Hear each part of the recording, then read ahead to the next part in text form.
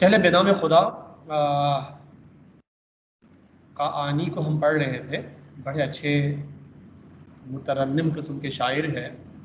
صنعت ادبی کا بہت زیادہ ان کی شاعری میں استعمال بھی ہوا ہے.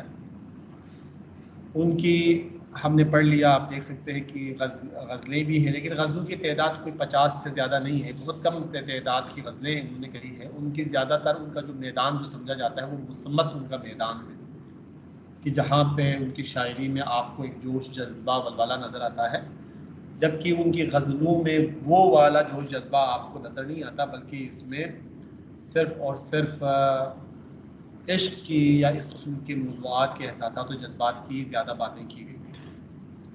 لیکن نمونے کے طور پہ ہمیں تو پڑھنا ہے، تو یہ غزل ہم پڑھ لیتے ہیں. کہتے ہیں کہ اے حسن تو چن فتنہ چشم تو جہانگیر.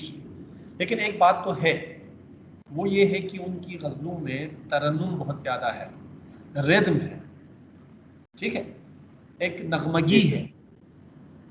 اے حسن تو چن فتنہ چشم تو جہانگیر، صد سلسلے در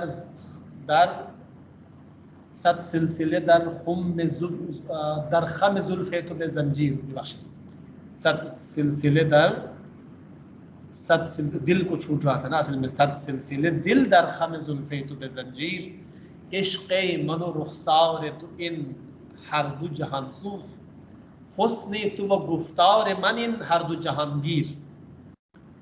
قدم چو کمان قد تو چون تیر ازان رو، تند از من از بر من می گذری چون ز کمان تیر. ہر آیه رحمت که در انجیل و زبور است، هست این همه را روی تو ترسا و چه تفسیر. از حیرت خورشید جمال تو ز هر سو، از خاک بر افلاک رود نعره تکبیر. از ناله من مهر تو با غیر فزود شد، الحق خجلم از اثر ناله شبگیر. ریزد ز زبانم شکر و مشک به خروار، هرگه که کنم وصف لب و زلف تو تقریر. وز آتش شوقی که بود در نی کلکم، نبود عجب از نامه که سوزد به تحریر. با قامت یاری چو تو گیتی همه کشمر، با چهر نگاری چو تو عالم همه کشمیر. وصل تو به پیران سرم باز جوان کرد، گر هجر تو بازم به جوانی نکند پیر. دیدم ز غمت دوش یکی خواب پریشان، و امروز شدش وصل سر زلف تو تعبیر. ابروی تو ای ترک مگر تیغ امیر است، که آورده جهان را همه در قبضه تسخیر. تو یہ ایک بہت مترنم غزل ہے، اور اس میں ردیف نہیں ہے، صرف قافیہ ہے، ٹھیک ہے. چونکہ یہ ہمیں غزل کا شاعر کم لگتے ہیں، قصیدہ اور مصمت کے شاعر زیادہ ہے. اور غزل عام طور پر ہمارے ہاں اردو اور فارسی شاعری میں غزل عام طور پر ردیف کے ساتھ ہوتی ہے، لیکن ردیف کے بغیر بھی غزل ہوتی ہے، جیسا کہ یہ غزل آپ دیکھ سکتے ہیں. کہہ رہے کہ اے حسن تو، اے وہ کہ تمہارا حسن، تمہاری خوبصورتی، تمہاری زیبائی، چن فتنہ چشم تو جہانگیر، تمہارے آنکھوں کے فتنے کی طرح جہانگیر ہے. تو دیکھیں اس میں ان صنعتهای ادبی کا چونکہ آپ نے پڑھا نہیں ہے، اس لیے میں آپ کو بتانے کا فائدہ بھی کم ہوگا، لیکن یہ ہے کہ اس کو ہم استتباع کہتے ہیں عام طور پر نا.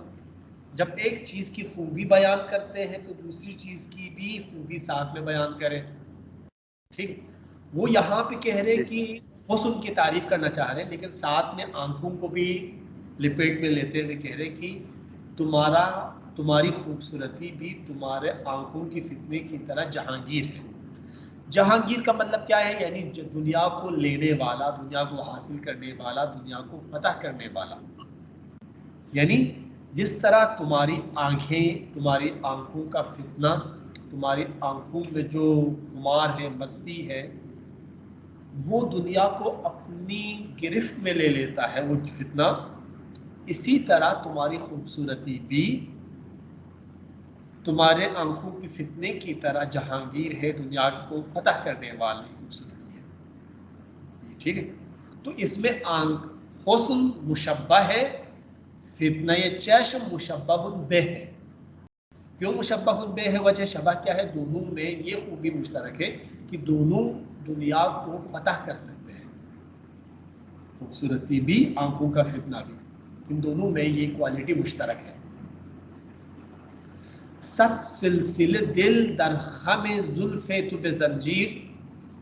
اور جہاں تک تمہاری زلفوں کی بات ہے تو تمہاری زلفیں کی کچھ کم نہیں ہے، کہنے کی دلوں کے 100 سلسلے، دل کے سینکڑوں لائنیں، قطار در قطار.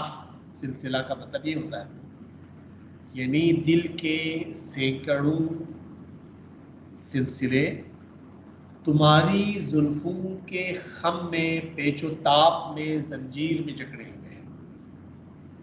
یعنی بہت سارے دل بھی، تمہاری آنکھیں، تمہاری خوبصورتی بھی تمہاری آنکھوں کی طرح دنیا کو فتح کرنے والی صلاحیت رکھتی ہے. اور اسی طرح تمہاری زلفوں کے خم میں، تمہارے بالوں کے پیچ و تاب میں بہت سارے دل اسیر ہیں، بہت سارے دل زنجیروں میں جکڑے ہوئے. یعنی چونکہ زلفوں کو عام طور پر ہمارے ہاں فارسی اردو ادب میں زنجیروں سے تشبیہ دیتے ہیں اور یہ مانتے ہیں کہ اس کے اندر جو حلقہ آتا ہے اس کے بارے میں یہ مانا جاتا ہے کہ وہ زنجیر کے حلقے ہیں، ان حلقوں میں دل شکار ہوتے ہیں. کسی پرندے کو بھی شکار کرنے کے لیے پہلے زمانے میں جو دام بچھایا جاتا تھا اس کا بھی حلقہ ہوتا تھا.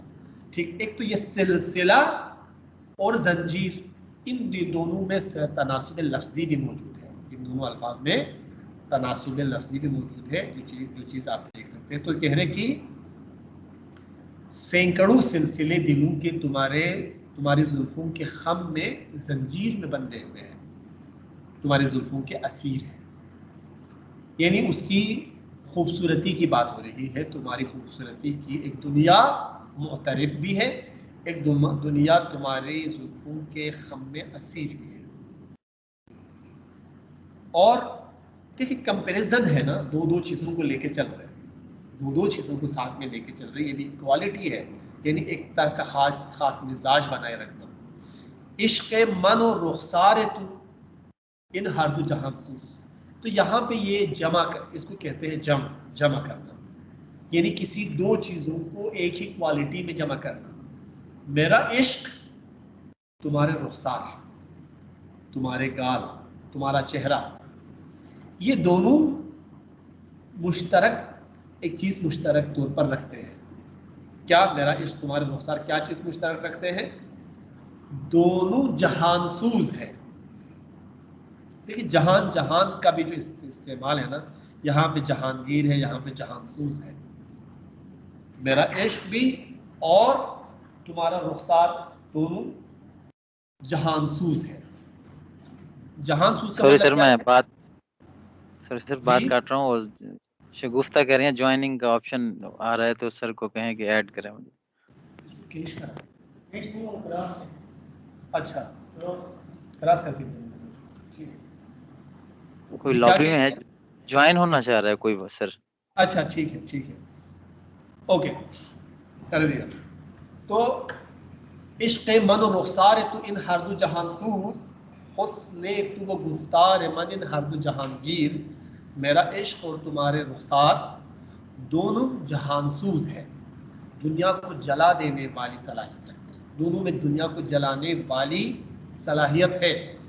یعنی میرا عشق بھی جلاتا ہے، یعنی اس میں عشق میں سوز ہے، عشق میں جلن ہے، عشق کی آگ ہے. اور تمہارے رخسار بھی دہکتے ہوئے انگارے ہیں. یہ دونوں دنیا کو جلا سکتے ہیں. آگے بتائیں میں، یعنی شاعر یہاں پہ کمپیریزن کر رہے ہیں، جو تاثیر تمہارے رخسار میں ہے میرے عشق میں ہے، اور جو میرے عشق میں ہے وہ تمہارے رخسار میں بھی ہے. حسن تو و گفتار من ان ہر دو جہانگیر. حسن تو و گفتار من، اور یہاں پہ بھی دو چیزوں کا تذکرہ کر رہے ہیں کہ میرا حسن اور تمہارے گفتار، میری تو تمہارا حسن، تمہاری خوبصورتی، تمہاری زیبائی اور میری باتیں، یہ دونوں چیزیں کیا ہے؟ ہر دو جہانگیر، دونوں دنیا کو فتح کرنے والے ہیں.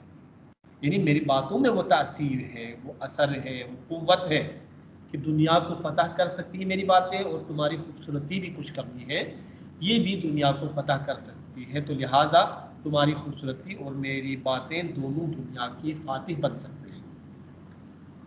ٹھیک ہے؟ تو اس میں بھی صنعت جمع کا استعمال کیا انہوں نے، دو کوالٹیز کو ایک ہی صفت کے اندر جمع کر دیا ہے. اور یہاں پہ بھی کمپیریزن ہے، کہہ رہے کہ قدم چو کمان قد تو چون تیر اذان رو. یعنی دو باتیں بتا رہے کہ میرا قد کمان کی طرح، تمہارا قد تیر کی طرح، اسی لیے اذان رو، اسی لیے. یعنی میرا قد کمان کی طرح کا مطلب کیا ہے؟ قدیم زمانے میں چونکہ تیر و تلوار کا، کمان کا دور تھا، تو اور یہ چیزیں میدان جنگ میں استعمال کرتے تھے، اور بادشاہوں کے درباروں میں استعمال یہ چیزیں ہونی ہوتی تھی. تو عام طور پر شاعری میں بہت ساری چیزوں کی تشبیہ کے طور پہ ان چیزوں کا استعمال کرتے تھے. عام طور پر محبوب کی زلفوں کی ابرو کو، محبوب کے ابرو کو کمان سے تشبیہ دیتے، ان کی پلکوں کو تیر کہا جاتا ہے. لیکن انہوں نے تھوڑا سا چینج کیا ہے. کچھ اور لوگ شاعروں نے بھی کہا ہے اپنے قد کو کمان کہا ہے، لیکن انہوں نے بھی کہا ہے کہ میرا قد کمان کی طرح جھکا ہوا ہے. ٹھیک ہے؟ جس پہ غم آ جائے، جو بوڑھا ہو جائے، جس پہ مصیبتیں آ جائے، اس کی کمر جھک جاتی ہے. تو میری کمر جھکی ہوئی ہے، میں کمان کی طرح دوہرا ہو چکا ہوں، اور تو ابھی جوان ہے. ٹھیک ہے؟ کہہ رہے کہ تمہارا قد ابھی تیر کی طرح سیدھا ہے، تو ابھی جوان ہے. اسی لیے جب آپ دیکھتے ہیں کہ کمان میں اگر تیر ہے تو تیر کو کھینچتے ہیں تو وہ کمان کے باہو سے، کمان کے اندر سے وہ تیر نکل کے دور جاتا ہے. اس منظر کو انہوں نے تشبیہ میں باندھا ہے، اسی منظر کو تشبیہ میں باندھا ہے، اور کتنی خوبصورتی سے کہہ رہے کہ میرا قد کمان کی طرح ہے اور تمہارا قد تیر کی طرح ہے، اسی لیے تند از بر من می گزری چون ز کمان تیر. تم تن با تن میں یعنی جلدی میں، تیزی کے ساتھ میرے پاس سے، بر کہتے ہیں باہیں، میری باہوں سے، میرے پاس سے کمان سے تیر کی طرح تم گزر جاتے ہو. وہ لوجک بیان کر رہے ہیں، اس کو صنعت حسن تعلیل بھی آپ کہہ سکتے ہیں. یعنی محبوب کا، یا مثال کے تو بعض اوقات ہمارے ہاں محبوب دو طرح کے ہوتے ہیں. کچھ لوگوں کا محبوب بہت ہی رحم دل ہے، ہمدرد ہے، محبوب معشوق کے رازوں کو سمجھنے والا ہے. اور کچھ لوگوں کا، کچھ شاعروں کا جو محبوب کا جو امیج ہے وہ سنگ دل ہے، محبوب جفاکش ہے، جفاکار ہے، معشوق ہمیشہ اپنے عاشق سے فرار کرتا ہے، اس کے پاس نہیں آتا، اس کو اپنے فراق میں تڑپاتا ہے. تو اس کا جو محبوب ہے وہ بھی اس سے بھاگتا ہے. ٹھیک؟ اور محبوب کا معشوق کا اپنے عاشق کے پاس سے بھاگنے کے جو منظر ہے، اس کو انہوں نے تیر کا کمان سے نکل کے جانے کے منظر سے تشبیہ دی ہے. ٹھیک ہے؟ قدم چو کمان قد تو چون تیر اذان رو. اذان رو اس لیے تم از بر من بھی گزرے، تم بہت جلدی میں میرے پاس سے گزر جاتے ہو، جس طرح سے کمان سے تیر. آ گئے سمجھ میں؟ جی سر بالکل. اوکے. آگے دیکھ لیجیے گا. ہر آیه رحمت کی در انجیل و زبور است، ہس ان ہمیں را روی تو ترسا بچے تفسیر.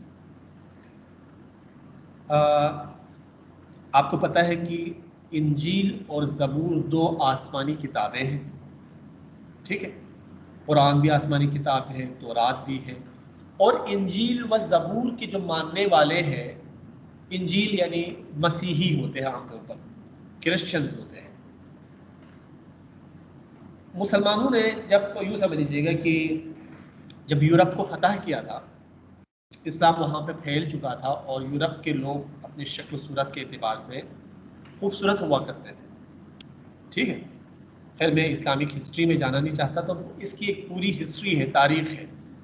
تو اس طرف کی جو حسن و خوبصورتی کے لیے عام طور پر ایران میں جو ترک کے بچے ترکوں کی تشبیہ دیتے ہیں، وہ بھی یہی وجہ ہے کہ وہ شکل و صورت کے اعتبار سے اور رنگت کے اعتبار سے بہت زیادہ خوبصورت ہوتے تھے.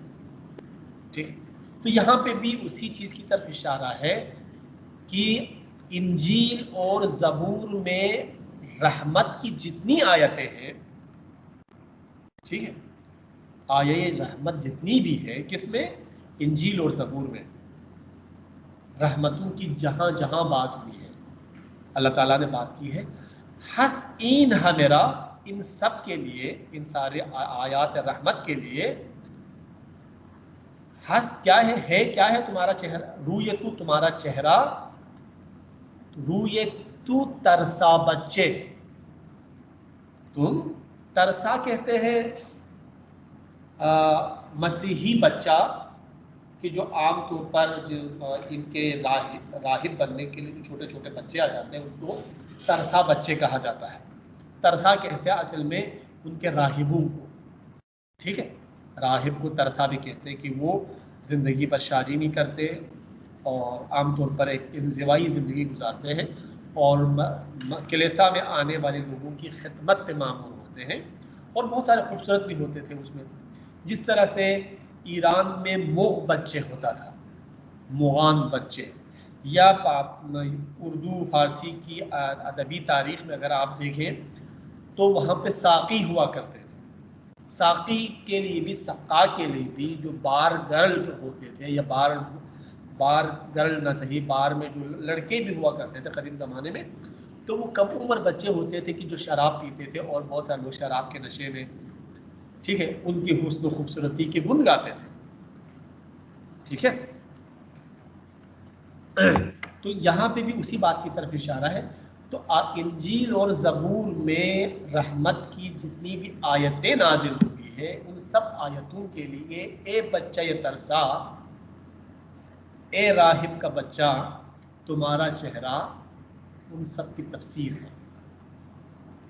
ٹھیک ہے، یعنی آیتیں رحمت کی آیتیں سمجھنا اگر ہے تو تمہارے چہرے پہ نظر ڈالے تو ان سب آیے رحمت کی تفسیر تمہاری شکل میں سامنے آ جاتی ہے. تفسیر اصل میں ہمیشہ سے یہ ایک رواج ہے ہمارے ہاں کی، جو چیز سمجھ میں، جیسے کہ اس شاعری کو آپ کو میں کھول کھول کے بیان کر رہا ہوں، اسے بھی تفسیر کہتے ہیں. ٹھیک، اسے بھی تفسیر کہتے ہیں. یعنی جو چیز مجمل ہو، مبہم ہو، کلیئر نہ ہو، اس کو کھول کے تفسیر کر کے بتانا پڑتا ہے. تو کہہ رہے آیات رحمت اس میں بہت ساری ہے انجیل اور زبور میں، لیکن ہم ان کے معانی مفاہیم سمجھنے سے قاصر تھے. لیکن جب تمہارے چہرے کو دیکھا تو ان آیات رحمت کا مفہوم ہماری سمجھ میں آ گیا. اس کا مطلب یہ ہے، یعنی ترسا بچے کو، یعنی اپنے محبوب کو آیات رحمت سے تشبیہ دی ہے، یا آیات رحمت کی تفسیر اس کو قرار دیا ہے. از حیرت خورشید جمال تو ہر سو، از خاک بر افلاک رود نعرہ تکبیر. ہم انسان بحیثیت مسلمان کوئی چیز حیرتناک چیز، اللہ اکبر کہتے نہیں کہتے؟ آپ کو کسی چیز میں حیرت ہو، سبحان اللہ، آپ تحسین کرنے کے لیے ہے. اگر آپ کو کوئی چیز ایسی اچھوتی کوئی چیز، انوکھی کوئی چیز نظر آئے، اللہ اکبر، یہ بحیثیت مسلمان ہم ہمارے منہ سے نکالتے ہیں. ٹھیک ہے، اللہ اکبر بولتے ہیں ضرور. کس بات پہ؟ جب ہمیں کسی بات پہ حیرت ہوتی ہے، ہمیں تعجب کا جھٹکا لگتا ہے تو ہم اللہ اکبر کہتے ہیں. اس بات کی طرف اشارہ کرتے ہیں شاعر، ایک پوائنٹ، ایک نقطہ بیان کر رہا ہے، کہہ رہے کہ از حیرت خورشید جمال تو، تمہاری خوبصورتی کے سورج کی حیرت سے، یعنی تمہارے جمال کے سورج کو دیکھنے سے جو حیرت لوگوں کے دلوں میں، لوگوں کے ذہنوں پر حیرت جو طاری ہوئی ہے اس سے، ٹھیک ہے، تمہارے جمال کے سورج کی حیرت سے ہر طرف سے، ہر ادھر سے ادھر سے، ہر کونے سے، زمین سے آسمان پر نعرہ تکبیر کی آواز بلند ہو رہی ہے، نعرہ تکبیر کی صدا آسمان پہ جا رہی ہے زمین سے۔ زمین والوں نے تمہاری زیبائی، خوبصورتی اور حسن و جمال کا سورج کیا دیکھا، وہ حیرت زدہ ہو گئے، اور ہر طرف سے زمین کے ہر کونے سے اللہ اکبر کی آواز، اللہ اکبر کا نعرہ آسمان پر بلند ہو گیا ہے، ٹھیک ہے۔ تو یہ ان کے حسن کی تعریف میں مبالغہ آرائی ہے۔ از نالا یمن، اور دوسری طرف وہ کہہ رہے کہ از نالا یمن مہر تو بغیر فضول شد، میری فریاد سے، میرے آہ و نالا سے، میری زاری سے تمہاری محبت غیروں کے ساتھ فضول شد، زیادہ ہو گیا۔ میں روتا تھا، چلاتا تھا، فریاد کرتا تھا کہ تم غیروں کی محبت چھوڑ کے مجھ سے محبت کرنے لگ جاؤ، لیکن یہاں پہ تو ہم یہ دیکھ رہے کہ الٹی تاثیر ہو رہی ہے۔ مانگا کریں گے اب سے دعا ہجر یار کی، آخر کو دشمنی ہے دعا کو اثر کے ساتھ والی بات ہو گئی یہاں پہ بھی۔ یہاں پہ مجھے لگتا ہے کہ تاثیر کو، اثر کو، اس کو میری آہ و نالہ و فریاد سے ایک طرح کی دشمنی ہے، اس کا اثر الٹا ہو رہا ہے۔ میں فریاد کر رہا ہوں، جتنا میں فریاد کرتا ہوں اتنا تمہاری محبت غیروں کے ساتھ بڑھ جاتی ہے، میری فریاد سے تمہاری محبت غیروں کے ساتھ بڑھ گئی۔ فضول شدن، زیادہ ہونا، افزون ہونا۔ الحق، حق کی قسم، خجلم از اثر نالہ شبگیر، میں اپنی شبگیر نالہ و فریاد سے شرمندہ ہوں، یعنی میں جو راتوں کو اٹھ اٹھ کے نالہ و فریاد کرتا ہوں، خدا کی قسم میں ان سے شرمندہ ہوں۔ کیوں شرمندہ ہوں؟ یعنی حافظ نے ایک شعر کہا تھا نا کہ دعائے صبح و آہ شب کلید گنج مقصود است، دعائے صبح و آہ شب کلید گنج مقصود است، بے دن راہ و روش میرو کی بادلدار پیبندی۔ کہا تھا کہ صبح کی دعا، راتوں کی آہ و فریاد، دعائے صبح و آہ شب کلید گنج مقصود است، مقصود کی، مراد کی چابی ہے، مراد کے خزانے کی چابی ہے، لہٰذا اس راستے پہ چلتے رہو تم اپنے محبوب تک پہنچ جاؤ گے۔ بے دن راہ و روش میرو کی بات دلدار پیوندی، اس راستے پہ چلتے رہو گے تو تمہیں تمہارا دلدار مل جائے گا، تمہارا محبوب مل جائے گا۔ شاید اسی امید پہ کا آنی بھی راتوں کو اٹھ اٹھ کے اپنے محبوب کے وصال کے لیے، اس کے فراق کے درد میں نالہ و فریاد کرتا تھا، لیکن وہ کہہ رہے کہ یہاں پہ تو الٹا اثر ہو گیا۔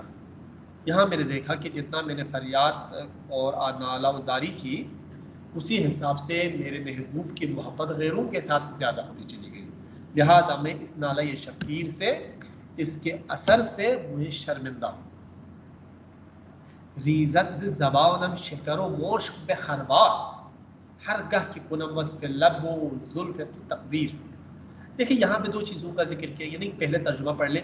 ریزت، ریختن کا مطلب ہے نکلنا، بہ نکلنا، گرنا۔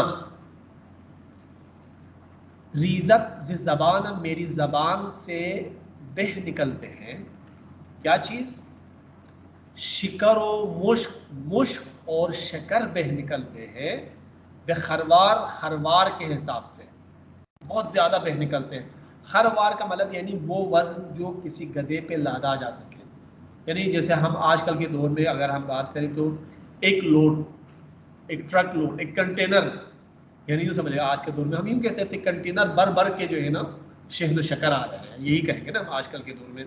ہم آج کل کے دور میں کہہ سکتے ہیں کہ اب ہم باہر سے کنٹینر بھر بھر کے گندم لا رہے ہیں، کنٹینر کا لفظ استعمال کرتے ہیں. لیکن قدیم زمانے میں بوجھ اٹھانے کے لیے گدھوں کا استعمال کرتے تھے. تو ایک گدھے پہ جتنا وزن رکھا جاتا تھا اس کو خروار کہا جاتا تھا.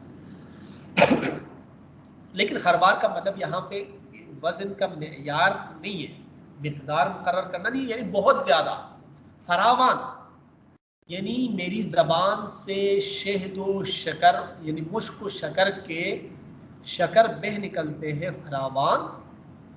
جب بھی کب ایسا ہوتا ہے؟ ہر گاہ جب بھی کہ کنم وصف لب و زلف تو تقریر، جب بھی میں تمہارے ہونٹوں اور تمہارے زلفوں کی تعریف کرنے لگتا ہوں تو میری زبان سے شیر و شکر و مشک کے دریا بہ نکلتے ہیں. ٹھیک ہے، دیکھیں یہاں پہ اس میں صنعت لف و نشر بھی ہے. شکر یہاں پہ انہوں نے استعمال کیا ہے تو یہاں پہ لب کے لیے انہوں نے شکر کا لفظ استعمال کیا ہے. زلفوں کے لیے مشک کا لفظ استعمال کیا ہے. مشک خوشبو والا نافہ جو آہو کے ناف سے نکلتا ہے وہ کالا بھی ہوتا ہے، خوشبو والا بھی ہوتا ہے. تو محبوب کی زلفوں کو کالا ہونے اور خوشبودار ہونے کی سبب سے مشک سے تشبیہ دیتے ہیں. لب کو میٹھا ہونے سے، رسیلا ہونے سے اس نسبت سے شکر کہا جاتا ہے. تو یہاں پہ اسی نسبت سے کہا ہے کہ جب بھی، یعنی پہلے مصرے دوسرے مصرے کو پہلے پڑھ لیں، جب بھی میں تمہاری زلف اور تمہارے ہونٹوں کی وصف بیان کرتا ہوں تو میری زبان سے مشک و شکر کے دریا بہ نکلتے ہیں. آگے بتاؤ کلیئر. تو اس میں بھی ایک طرح سے تشبیہ مضمر ہے، تشبیہ مضمر بھی ہے، صنعت لف و نشر مرتب بھی ہے. یعنی اس کو شکر و مشک، لب و زلف، اس کو ہم اس نسبت سے لف و نشر کہتے ہیں. وز آتش شوقی کی بوت در نئی کھل کم نبوت عجب از نامے کی سوزت ہے تعریف. یہ بھی مبالغہ آرائی ہے، کہتے ہیں کہ اس شوق کی آگ سے جو میرے قلم کی نئی میں ہے. قدیم زمانے میں نئی کہتے ہیں بانس کی، جو اندر سے خالی جو بانس ہوتی ہے چھوٹی پتلی سی، اس کو کہا جاتا ہے. قدیم زمانے میں آج کل کی طرح فاؤنٹین پین، یہ پین، الیکٹرانک پین تو نہیں ہوا کرتے تھے. اس زمانے میں قلم میں نئی ہوا کرتے تھے. نئی کے قلم کو تراش کے پھر اس سے لکھتے تھے. تو یہاں پہ نئی کل یعنی قلم نئی کی طرف اشارہ ہے. شوق کی آگ جو میرے قلم نئی میں موجود ہے، عجب نہیں ہے کہ لکھتے وقت خط جل جائے. نبوت عجب نہیں ہے از نامے کی خط سے کہ سوزت جو اگر جل جائے گاہ تحریر لکھتے وقت، اگر لکھتے وقت خط جل جائے تو عجب نہیں، تعجب کی بات نہیں ہے. وہ آگ میرے قلم نئی میں موجود ہے، آگ شوق کی، عشق کی وہ آگ میرے قلم نئی میں موجود ہے کہ لکھتے وقت اگر کاغذ جل جائے تو تعجب کی بات نہیں ہے. ٹھیک ہے، یعنی نہ صرف یہ کہ شاعر یہاں پہ مبالغہ آرائی کرتے ہوئے کہہ رہے کہ تعجب کی بات نہیں ہے، کہ یہ تو ٹھیک ہے کہ میرے سینے میں ہی نہیں ہے، میرے سینے میں ہی نہیں، بلکہ یہاں تک کہ میرا عشق کی تاثیر، میرے عشق کی تاثیر جس قلم سے لکھتا ہوں، اس قلم کے سینے میں بھی وہ تاثیر، وہ آگ، وہ عشق کی آگ، وہ شوق کی آگ اس قلم نئی میں بھی اتر آئی ہے. ٹھیک ہے، لہٰذا جب میں تمہارے نام پہ کوئی تحریر لکھوں، عشق کی کوئی بات لکھوں، تمہارے فراق کی کوئی غم لکھ دوں تو عجب نہیں ہے، تعجب کی بات نہیں ہے کہ اس تاثیر سے، اس آگ سے جو قلم نئی میں موجود ہے وہ کاغذ ہی جل جائے.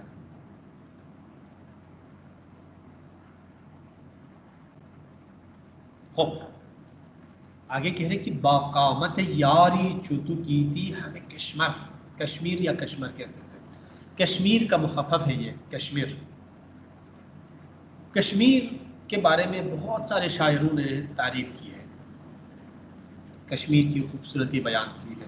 ہم تو الحمدللہ کشمیر کا کم سے کم وہ حصہ جو انڈیا کے پاس ہے وہ نہیں دیکھ سکتے، تو ہماری طرف جو کہ حصہ ہے وہ دیکھ سکتے ہیں، آپ کا ناردرن ایریاز ہے، گلگت بلتستان ہے، یہ بہت خوبصورت ہے، بہت خوبصورت، اور کشمیر کی خوبصورتی کی مثال پوری دنیا میں مشہور ہے۔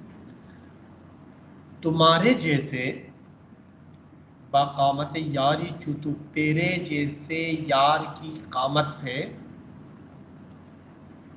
گیتی ہمیں پوری دنیا کشمیر جیسا ہے۔ ٹھیک، کشمیر میں آپ دیکھتے ہیں کہ لمبے لمبے درخت ہیں، اس سے گھنا جنگل بن جاتا ہے، ٹھیک ہے، تو تمہارا قد بھی کشمیر کے، تمہارے جیسے حسینوں کی قد و قامت سے دنیا کشمیر جیسا ہے، پوری دنیا کشمیر ہے، ٹھیک ہے۔ با چہر نگاری چتو عالم ہمیں کشمیر، اور تمہارے جیسے محبوب کے چہرے سے پوری دنیا کشمیر ہے۔ دونوں میں کشمیر کا لفظ استعمال کیا ہے۔ کشمیر کا ایک ایران میں ایک جگہ بھی ہے، وہ خوبصورتی کے معاملے میں وہ بھی کشمیر کے نام سے مشہور ہے، کشمیر ہے وہ، لیکن یہ کشمیر ہمارے ہاں پاکستان انڈیا میں موجود ہے۔ تو دیکھیں، ایک تو بات یہ بھی ہے نا کہ محبوب کی خوبصورتی کے سامنے دنیا کی خوبصورتی ہیچ ہے، یعنی ایک عاشق دنیا کو بھی اپنے محبوب کے وساطت سے دیکھتا ہے، اپنے محبوب کے چہرے کے سامنے، اگر محبوب سامنے ہے، محبوب ساتھ ہے، اس کا چہرہ آنکھوں کے سامنے ہے، پھر دنیا کسی کے پیارے میں جنت سے کم نہیں، وہ ایک گانا بھی ہے مسجد کے ساتھ، آپ نے سنا ضرور ہوگا۔ تو دنیا کسی کے پیارے میں جنت سے کم نہیں، تو کسی پیارے کی محبت بھی، کسی کا ساتھ ہونا بھی، تو دنیا جنت سے کم نہیں لگتی ایسے۔ وصلے تو بے پیران سرم باز جوان کا، تمہارے وصال نے مجھے پیرانہ سری میں، بڑھاپے میں دوبارہ جوان کر دیا، ٹھیک ہے، تمہارے وصال نے مجھے پیرانہ سری میں، بڑھاپے میں دوبارہ جوان کیا، یعنی ایک وہ ہے نا، غم ہے، غم کی وجہ سے انسان بوڑھا ہو جاتا ہے۔ ان کا بھی ایک بڑا خوبصورت شعر ہے، حافظ کا بڑا خوبصورت شعر ہے، گرچ پیرم تو شبی تھنگ در آغوشم گیر، یا کش تا سحرگاہ سے کنارے تو جوان برخیزم، حافظ کا شعر ہے، اور کہہ رہے کہ اگرچہ بوڑھا ہوں لیکن تو مجھے کسی دن کسی رات اپنی باہوں میں لے، صبح تک تمہارے پہلو سے جوان ہو کے اٹھوں گا، یہ حافظ نے کہا۔ اس نے بھی اسی طرح کا یہ مضمون بیان کیا ہے، لیکن یہ ہمیشہ دو پہلو سامنے لے کے چلتے ہیں، ٹھیک ہے، دو لے کے چلتے ہیں، کہہ رہے کہ تمہارے وصال میں، تمہارے ملنے سے، تمہارے وصل سے،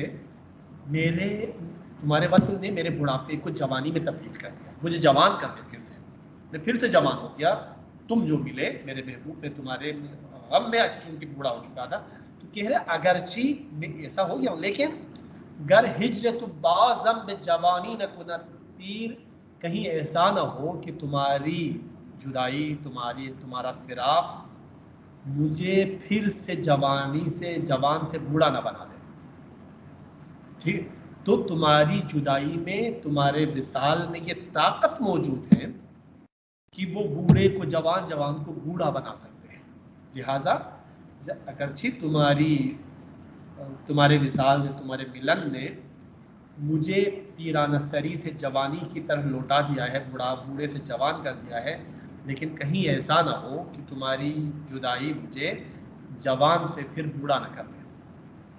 دیدم ز غمت دوش یکی خواب پریشان، و امروز شدش وصل سر زلف تو تعبیر۔ کلاس ہو رہی ہے۔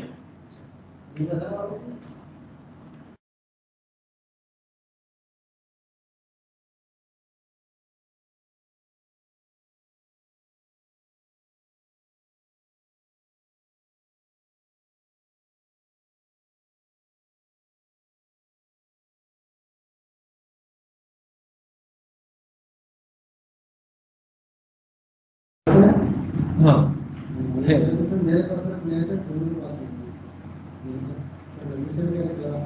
ہاں، میں ابھی کلاس ختم ہونے والی ہے۔ اچھا وہ سر سوری، میں یہ کہہ رہا تھا ڈیفینس کی طرف سے کوئی ورکشاپ ہے، پتہ نہیں کیا ہے، روشن میں انہوں نے ایک سپورٹ بھیجا تھا، جی اور آج بھیجا، آج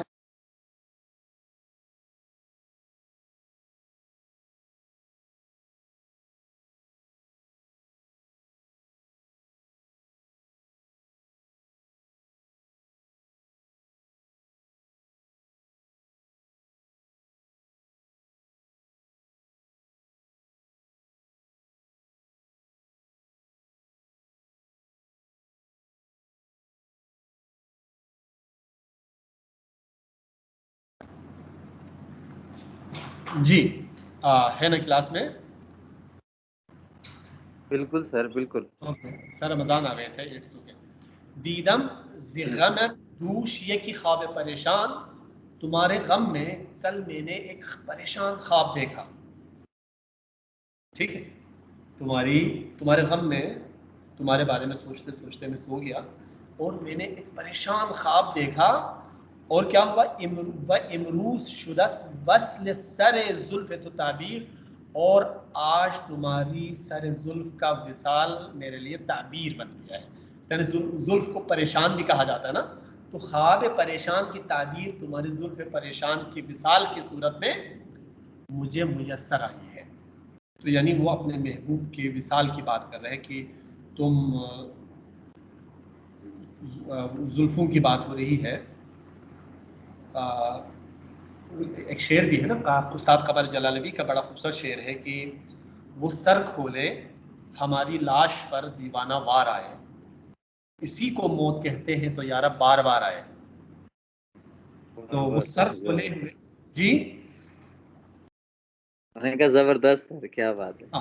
تو سر کھولے ہوئے محبوب کا وصال میسر ہونا، اس کو اس خواب پریشان کی تعبیر سے وہ کر رہے ہیں، تعبیر پہ منتج کر رہے ہیں، اس بات کی طرف اشارہ ہے. تو آج کیونکہ رات کو میں نے دیکھا تھا یہ خواب، آج تمہاری زلف پریشان کی وصال کی صورت میں اس کی تعبیر مجھے اثر آ گئی. اب رو یہ تو اے ترک مگر تیغ امیر است. امیر اس زمانے میں بادشاہ، ٹھیک ہے، عمرا جو مختلف ممالک کو مختلف جگہوں کو فتح کر کے اپنی ریاست میں اپنی مملکت میں سلطنت میں شامل کرتے تھے. تو کہہ رہے کہ اے ترک جیسے کہ میں نے پہلے بھی کہا کہ یہ خوبصورتی کے اعتبار سے محبوب کو ترک بھی کہتے تھے، جیسے کہ حافظ نے بھی کہا ہے کہ اگر آن ترک شیرازی بے دست عورت دل مارا بخال ہندو یش بخشم سمرقند و بخارا. اگر وہ شیرازی ترک میرا دل حاصل کر لے، یعنی مجھ سے محبت کا اظہار کر لے، تو اس کے دل کے عوض میں سمرقند اور بخارا بھی بخش دو. ٹھیک ہے، تو یہاں بھی وہی ہے، اے ترک یعنی اے محبوب، کیا تمہارے ابرو کوئی تلوار ہے، امیر کا کسی بادشاہ کی کوئی تلوار ہے؟ کاورد جہان را ہمیں در قبضہ تسخیر، جس کی بنیاد پر تو نے پوری دنیا کو اپنے قبضہ تسخیر میں اپنے کنٹرول میں کر لیا ہے. کیا ہے تمہاری یعنی یہ اس کو کہتے ہیں ہم شاعر کو پتہ ہے، شاعر کو پتہ ہے کہ تلوار نہیں ہے. یا مثال ہمارے اردو میں کل 14ویں کی رات تھی، شب بر رہا چرچا تیرا، کچھ نے کہا یہ چاند ہے، کچھ نے کہا چہرہ تیرا. ٹھیک ہے، یہ واقعاً شاعر اپنے آپ کو نفہمی یا معلوم نہ ہونا یا اس کی طرف کرتے ہیں. تو یہ بھی ایک صنعت ہے. صنعت کیا کہتے ہیں؟ صنعت کو پتہ ہے کچھ؟ حسن تغافل، نہیں سر. تغافل کہتے ہیں. پتہ تو ہے، ٹھیک ہے، لیکن ایسا پریٹینڈ کرنا، ایسا ظاہر کرنا کہ پتہ نہیں ہے، اسے تغافل کہتے ہیں. تو کہہ رہے کہ ابرو یہ تو اے ترک، کیا تمہارے ابرو کوئی تلوار ہے کسی بادشاہ کی، جس کی بنیاد پر، جس سے تو نے پوری دنیا کو، دنیا والوں کے دلوں کو اپنے قبضے میں مسخر کر لیا ہے. تو یہ غزل تھی قاآنی کی، جس میں انہوں نے اپنے محبوب کے حسن و جمال اور اس کے عشق و محبت کی وصال و فراق کی انہوں نے باتیں کی ہے. یہ عام طور پر ہماری شاعری کے موضوعات بھی ہیں، لیکن ہر شاعر کوشش یہ کرتا ہے کہ اس میں مختلف صنعتوں کا استعمال کر لے، مختلف پہلو سامنے لے کے آئے، کوئی نئی جدت سے وہی بات کہے. اور عشق تو کے بارے میں حافظ کا ایک شعر اور بھی مشہور ہے نا، کہ کہتے ہیں کہ نامکررس والا شعر کون سا تھا؟ ایک منٹ میں آپ کو پڑھ کے سناتا ہوں. یہ حافظ کا ایک شعر اور بھی ہے، پہلا مصرع میرے ذہن سے نکل گیا، میں آپ کو پڑھ کے سنا دیتا ہوں.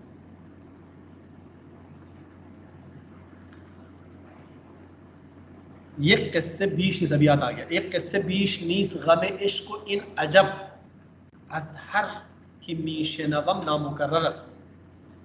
یعنی عشق کی جو داستان ہے، عشق کی جو کہانی ہے، وہ ایک پوائنٹ سے، ایک نقطے سے بڑھ کر نہیں ہے، یہ ایک ہی بات ہے، بس یہی عشق ہے.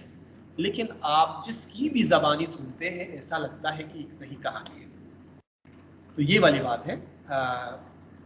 سب نے عشق ہی کی بات کی ہے، محبت کی بات کی ہے، چاہے زمینی ہو چاہے آسمانی، لیکن مضامین مختلف ہوتے ہیں. موضوع ایک ہو سکتا ہے، مفہوم ایک ہو سکتا ہے، مقصد ایک ہو سکتا ہے، منزل ایک ہو سکتی ہے، لیکن مضامین الگ ہیں، راستے الگ ہیں، الفاظ الگ ہیں، تعبیر الگ ہے.